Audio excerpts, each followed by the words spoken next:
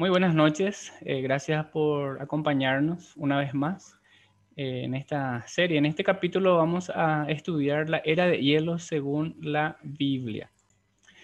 Hemos estudiado anteriormente tres observaciones sobre la tierra posterior al diluvio, ¿verdad? Y una de ellas eran las elevaciones continentales, los valles, las profundidades de los valles. Segundo, la atmósfera más fría, porque las cenizas cubrían los rayos del sol, obviamente pasaban, pero no con la misma intensidad. Entonces hubo un tiempo de frío. Los océanos, por acción de los agentes geológicos internos. Recordemos que la Tierra tiene núcleos, según los científicos, tiene una temperatura muy elevada de 6.000 grados centígrados. Está la corteza y el manto, ¿verdad? Y por donde está la lava, y esto había hecho erupción, produciendo una elevación de esa temperatura. Bueno, todo esto originó en un tiempo que se le denominó edad de hielo. Y la Biblia también habla al respecto. Entonces, vamos a desarrollar en esta noche nuestro estudio interconectado teniendo en cuenta estos tres puntos. Entonces, el agua cálida del océano, combinada con la masa terrestre más fría, fue ideal para generar, ¿qué cosa? Lluvia y nieve. Lluvia y nieve. Ese efecto de choque de diferencia de temperaturas hace esto, ¿verdad?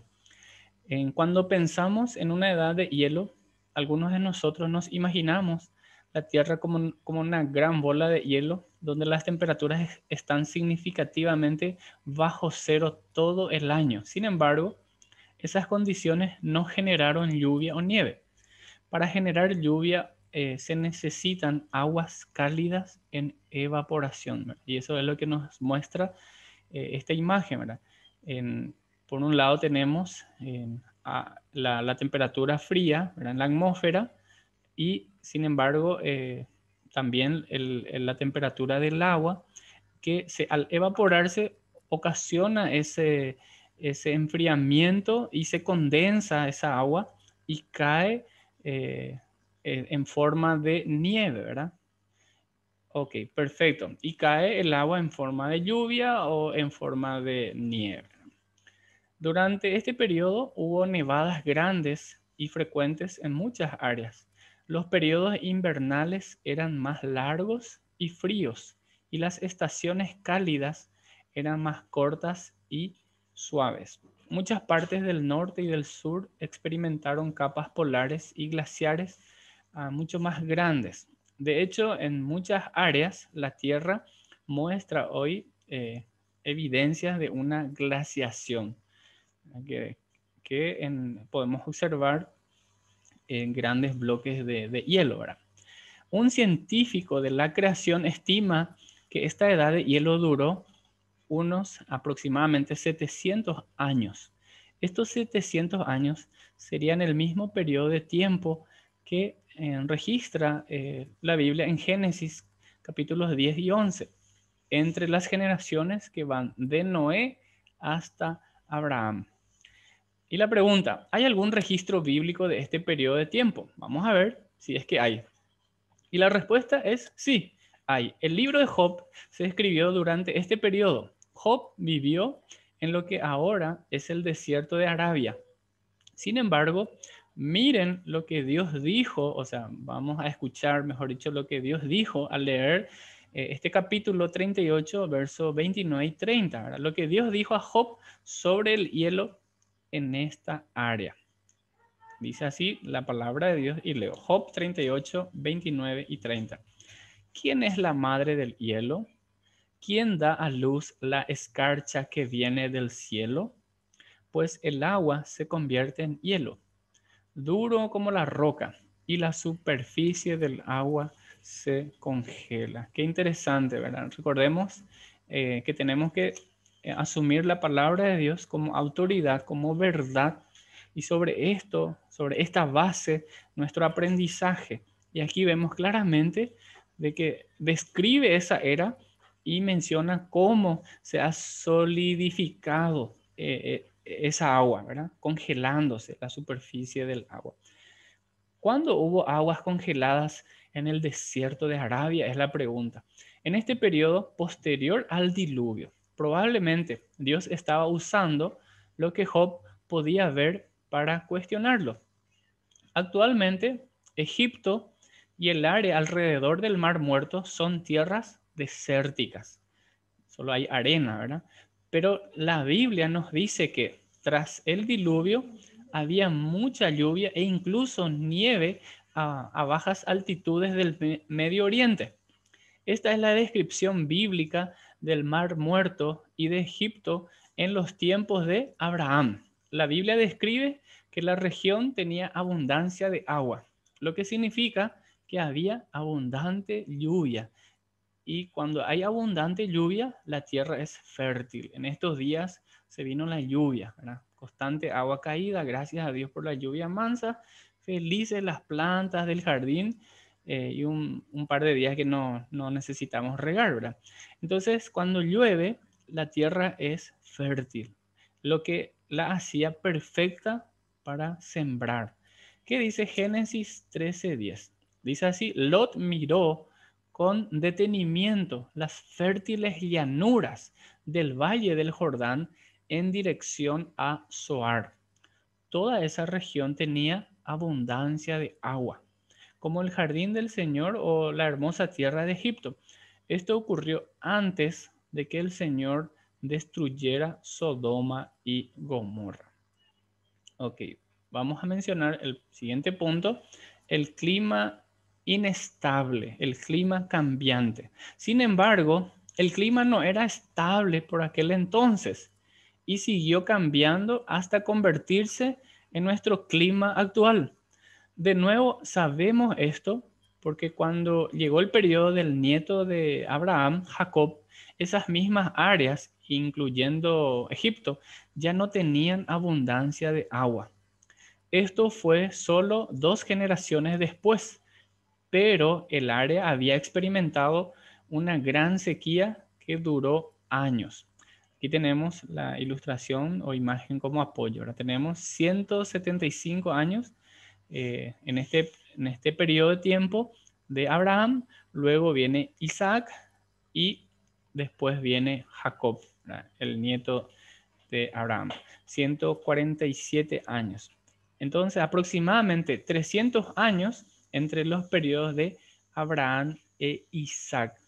Dice Génesis capítulo 41, versículos 54 al 55. Después comenzaron los 7 años de hambre, tal como José había predicho. El hambre también azotó a todas las regiones vecinas, pero en todo Egipto había alimento de sobra. Con el tiempo, sin embargo, el hambre se extendió por toda la tierra de Egipto también. Cuando la gente reclamó alimento al faraón, él les dijo: vayan a ver a José y hagan todo lo que les diga. Cuando Noé salió del arca, encontró un mundo árido, con pocos árboles y plantas y sin animales ni pájaros. Todos los animales terrestres habían muerto, estaban fosilizados o en proceso de fosilizarse en los sedimentos del diluvio, ¿verdad? ¿Qué significan fosilizados? Bueno, fósil son, vamos a decir, seres vivos que murieron en el diluvio y quedaron impregnados o aplastados por las rocas, algunos manteniendo la forma o la figura, o puede ser de un pez o un helecho, de repente es que se encuentra carbonizado, petrificado, endurecido. Entonces a eso llamamos fósiles. Y estaba en proceso de eso justamente. Y los sedimentos serían acumulaciones de los residuos o todo lo que el agua está trayendo del lugar alto a un lugar bajo. Entonces esos sedimentos iban impregnando, pegando, por así decirlo, ¿verdad? Si bien Noé vio el arco iris, es probable que el cielo también estuviera gris debido a la ceniza volcánica.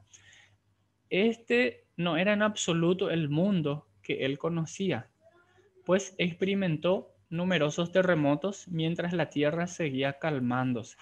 En los años siguientes, la temperatura y el tiempo fueron erráticos.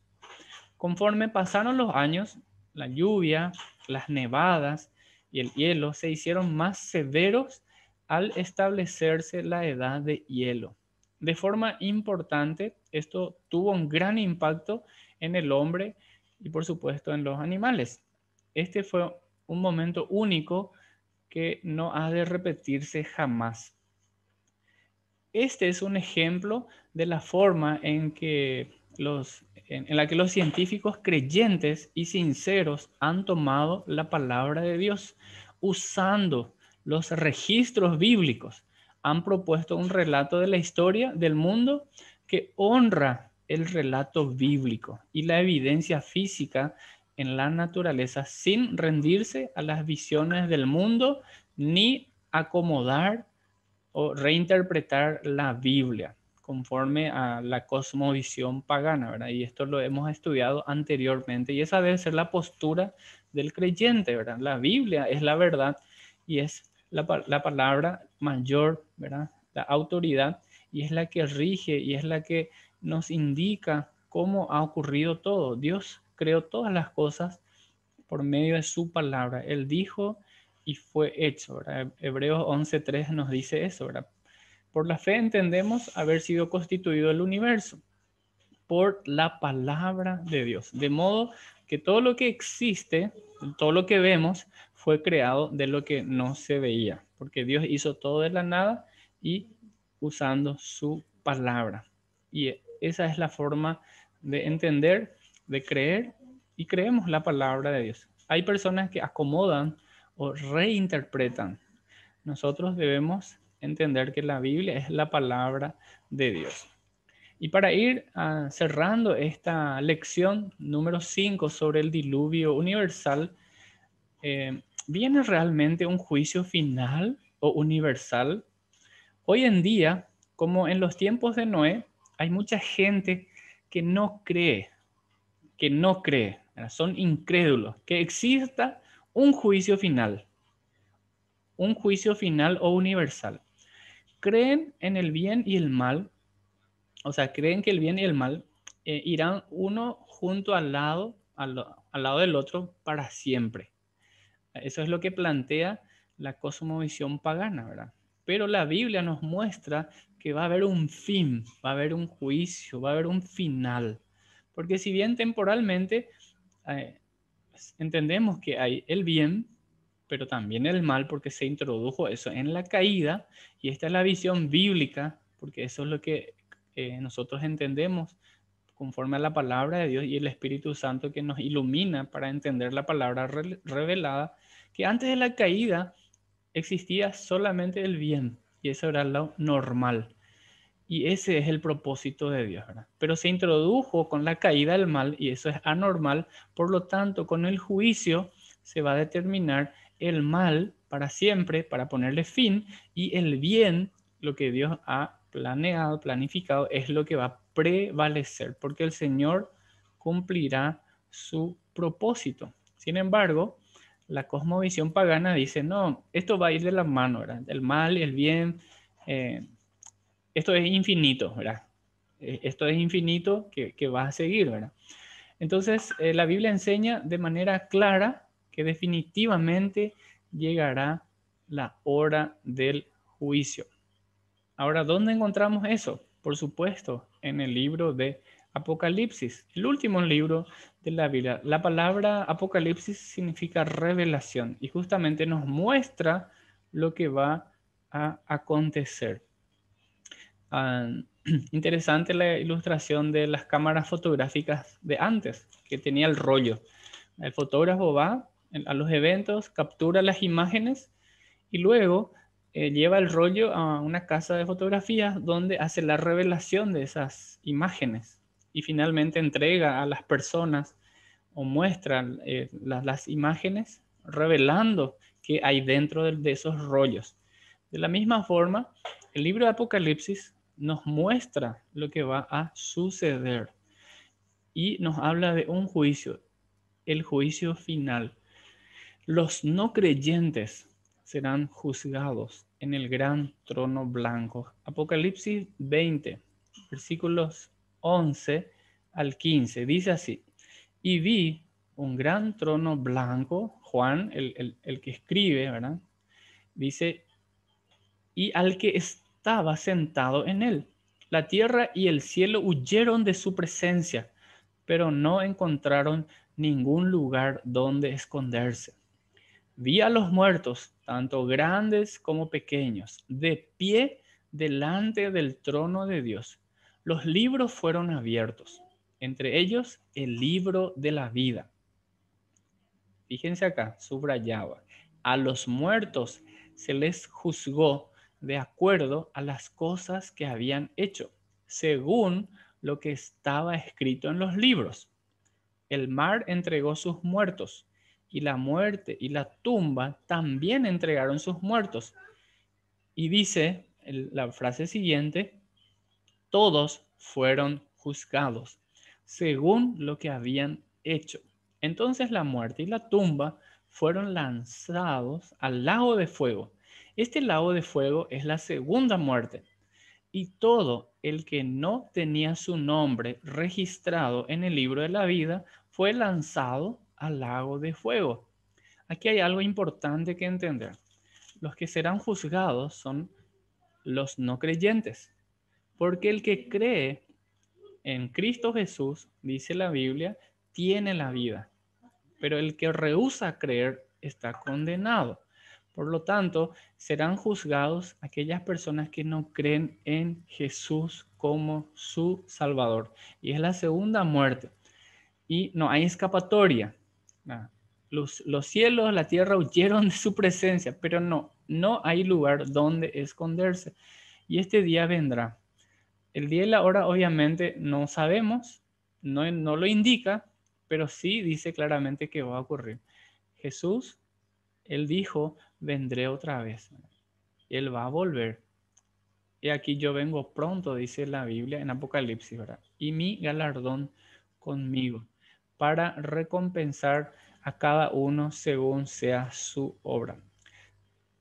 Tengan en cuenta que las personas que se juzgan aquí no son creyentes. Estamos hablando de que no son creyentes, no son cristianos, los redimidos por la sangre de Jesús, sino aquellos que rechazaron, ¿verdad? Cuando hablamos de creyentes, estamos mencionando a esas personas que confían en Jesús. Los nombres de los creyentes se registran en el libro de la Biblia, perdón, en el libro de la vida. Por lo tanto, son salvos. Antes del diluvio universal, Dios le dio a la humanidad 120 años para apartarse de su propio pensamiento hecho por el hombre y volverse a él para la salvación. Ahora vivimos en un periodo de la gracia, similar en el que Dios da a nuestra generación tiempo para que se arrepienta. Pero este tiempo de la gracia no va a ser para siempre. De la misma forma que Noé advertía al pueblo, ¿verdad? Dios advertía al pueblo a través de su siervo Noé. En este tiempo, la iglesia está anunciando las buenas nuevas. De manera que hay un tiempo de gracia y la persona puede creer, recibir la gracia de Dios, el perdón de pecados, la vida eterna, confiando en Jesús como Salvador. Pero si rechaza, entonces sí está el juicio final para estas personas. Van a ser condenadas. El que no se halló escrito en el libro de la vida fueron lanzados al lago de fuego. Preguntas finales. ¿Le estamos prestando atención a la advertencia de Dios? ¿Nos encontraremos preparados como Noé y su familia? ¿Se encontrarán nuestras familias, nuestros amigos, nuestros seres queridos dentro o fuera del arca? Y la pregunta tan importante, y esto va para todo creyente: ¿quién los advertirá? ¿Quién está anunciando que viene un juicio sobre la tierra? Y algunas preguntas para considerar. Número 1. Piensa en las 5 lecciones que podemos aprender del diluvio universal. ¿Cuáles son? Gracia antes del juicio. ¿A quién salvar y a quién juzgar? Recordemos que los que se salvaron fueron las personas que creyeron que iba a venir el diluvio, por lo tanto entraron al arca. De la misma forma van a ser salvas aquellas personas que confían en Jesús como único y suficiente Salvador. Solo una forma de salvación, no hay otra manera. Y Jesús dijo, yo soy el camino, no hay otro camino. Él es el único camino y nadie viene al Padre sino por mí. El mundo cambió y cómo ser salvado, dice, por la fe, por la fe. Por gracia soy salvo, dice Efesios capítulo 2, versículos 8 en adelante. Dice, pero no por obras, sino por fe. La salvación es por medio de la fe, pero no es una fe en uno mismo, o fe en el pastor, o fe en la iglesia, o fe en tu obra, sino la fe en la persona de Cristo. Esa es la fe bíblica. Creer que Jesús murió y resucitó y que su sangre nos limpia de todo pecado. ¿Conocías todos los puntos? ¿De qué manera estas lecciones te hacen pensar o reflexionar sobre la salvación que Dios provee por medio de Jesucristo? La salvación es para todos, pero no todos son salvos. Son salvos aquellos quienes creen en el mensaje de redención, el mensaje de salvación. Número 2. Una pregunta popular es, ¿por qué permite Dios que el mal continúe sin final aparente? Es para reflexionar, ¿verdad? Y la Biblia nos da esa respuesta. Al reflexionar sobre el evento del diluvio universal, ¿cuál podemos decir que es la razón por la que Dios permite que el mal continúe? Y básicamente, en la última ilustración muestra que hay un periodo de gracia y Dios es paciente para con todos, no queriendo que ninguno perezca, sino que todos procedan al arrepentimiento. Finalmente, punto 3. Considera el número de personas que fueron salvadas en el arca. Solamente 8 personas. ¿Por qué crees que nadie más creía que Dios venía para juzgar? ¿Cómo crees que se refleja esto en nuestro mundo actual? ¿Cómo responden las personas a la oferta de Dios de la salvación hoy? Recordemos, queridos amigos, hermanos, la salvación es un regalo. Si alguien ofrece algo a cambio, que tenés que dar dinero, que tenés que hacer esto, lo otro para recibir la gracia de Dios, eso no es Biblia, eso no es bíblico, eso es realmente algo opuesto a lo que la Biblia enseña, porque realmente la salvación es un regalo. Jesús pagó el precio, Él ya derramó su sangre, Él pagó el precio y la Biblia dice que la paga del pecado es muerte. Pero el regalo de Dios es vida eterna en Cristo Jesús. Nuestra próxima lección para estar leyendo Génesis capítulo 8, capítulo 9 hasta el verso 28. Muy bien, terminamos aquí esta lección número 5. Muchísimas gracias por estar atento. Y les invitamos a volver a participar con nosotros entonces en un próximo encuentro. Muchas gracias, que Dios les bendiga y espero que estas lecciones nos animen a confiar en la palabra de Dios como norma de fe, de conducta, como autoridad que rige nuestra vida, nuestro matrimonio, nuestra familia, por qué no decirlo, nuestra sociedad. Amén. Que Dios les bendiga y será hasta la próxima.